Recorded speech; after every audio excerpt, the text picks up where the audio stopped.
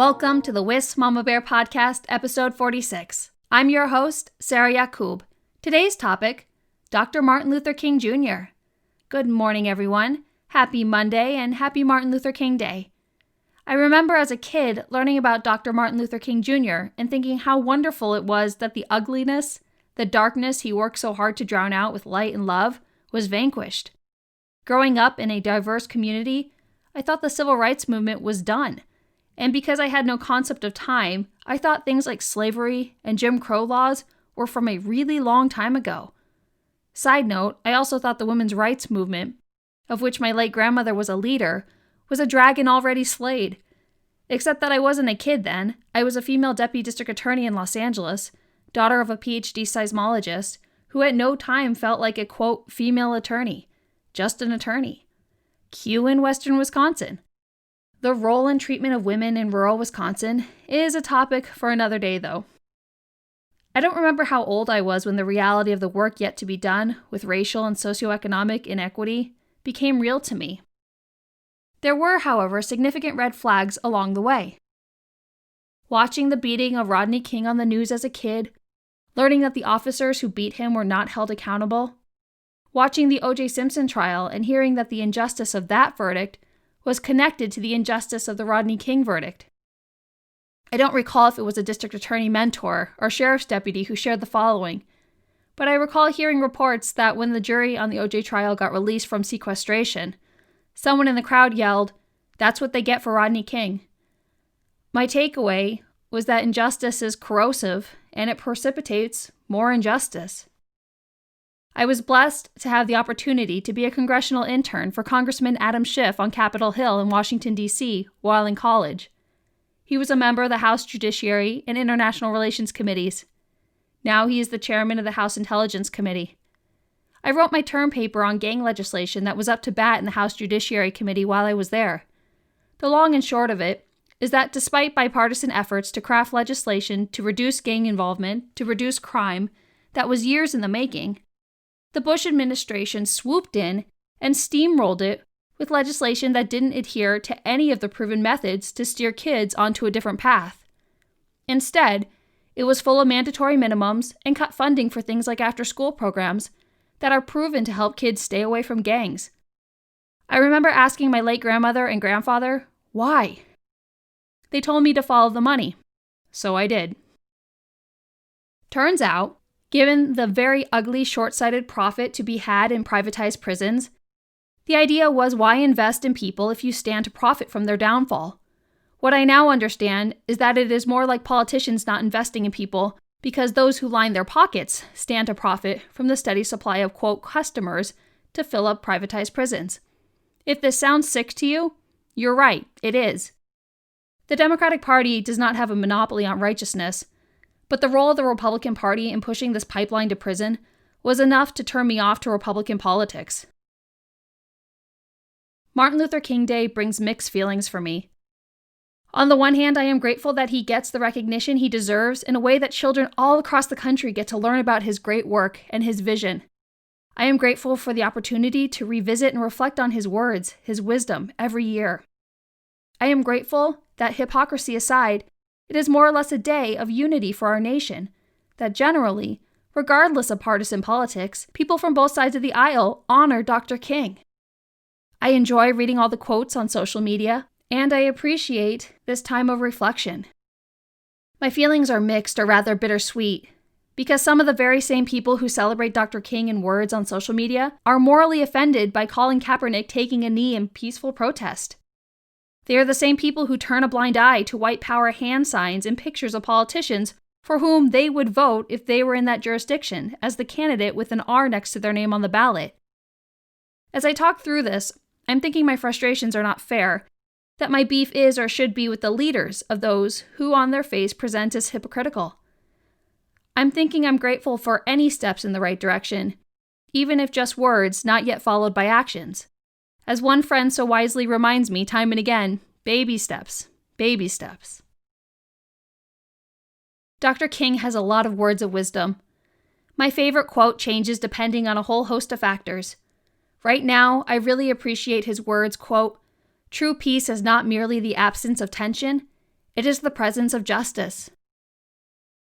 As I tell my kids, life is not fair. As the oldest of 3 growing up, I heard that myself a lot. I remember thinking, well, it should be. So yes, life is not fair, but pillars like personal responsibility, accountability, and integrity are cornerstones of a strong society. Justice and accountability should not vary in a given community by the color of someone's skin, and yet anyone who is honest and paying attention can tell you that it does. Why?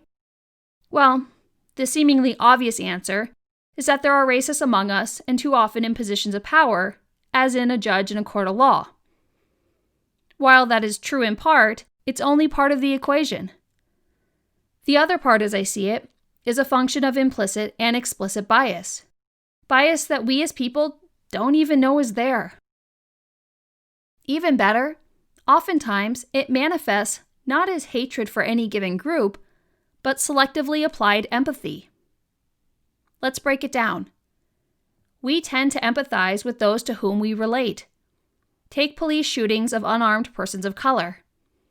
If you're someone who has a front row seat to the trauma and realities of the stress and dangers of law enforcement, those experiences are the foundation for sympathy, understanding, and empathy for law enforcement, even when they screw up.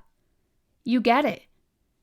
If you're someone who has a front row seat to the trauma and realities of the stress and dangers of living as a person of color, particularly a man of color, in this country, those experiences are the foundation for sympathy, understanding, and empathy for the persons of color who are unjustly killed, even if they did something wrong.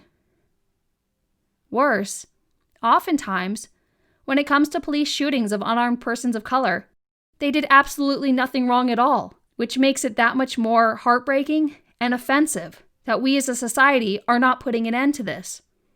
Breonna Taylor was literally sleeping in her bed when officers broke into her house and killed her. Another example. One man recently called for help because a family member was having a mental health crisis. The police arrived on scene and within 1 minute had killed him. He did nothing wrong. Acknowledging the role of our different perspectives and life experiences in our response to injustices is just one small preliminary step. We as a society have to stop being so damn complacent and thereby complicit with the fact that this keeps happening. After the Kenosha shooting, Republican lawmakers in Wisconsin refused to take action. They had a lot of hot air talking points that was code for do nothing and kick the can down the road. Contrast that with their willingness to convene to chase bogus debunked conspiracy theories about the 2020 presidential election, which, insult to injury, targeted the votes of communities of color. They also convened to iron out whether we get to shoot wolves in 2021. Priorities. Republican politicians like Shannon Zimmerman don't have to announce to the world in words that he is racist, as the combination of his actions and inactions, like a picture, speak 1,000 words. There is a beautifully and powerfully written book called The Hate You Give. It's titled after a quote by the late Tupac Shakur. The hate you give little infants F's everyone. Thug life. The movie is equally as beautiful as it is powerful. I made the mistake of watching it for the first time on a packed airplane. Ugly crying in front of strangers is fun, let me tell you. The Hate You Give is brilliant for many reasons, among which is the insight it gives into both sides of this conversation. To be clear, unlawful police shootings of unarmed persons of color is never okay. However, that is not the issue or question at the heart of the response. What determines the presence of justice and/or accountability is the ability to truly value all of the players involved, to acknowledge and account for biases, and be able to be objective in the response of the justice system. Right now, we have a justice system that leans heavily in favor of giving law enforcement the benefit of the doubt and putting persons of color behind the 8 ball. We teach our kids that if they see something, to say something. And yet, as adults, we still foster a community where local mean girls feel comfortable trying to shut down a conversation by saying the person speaking is stirring the pot. St. Croix County has a long, dark history of racism, which is not that old and still very much festers. The process of breaking down the barriers that insulate this ugly, corrosive hate is hard and involves a lot of hard, socially inconvenient conversations. As we celebrate Dr. Martin Luther King Jr. today, his hard work, his legacy, may we be willing to truly reflect on who we are, the role we play in perpetuating injustice, and start asking ourselves what we can do to take more than just baby steps forward. Episode 47 tomorrow. See you there.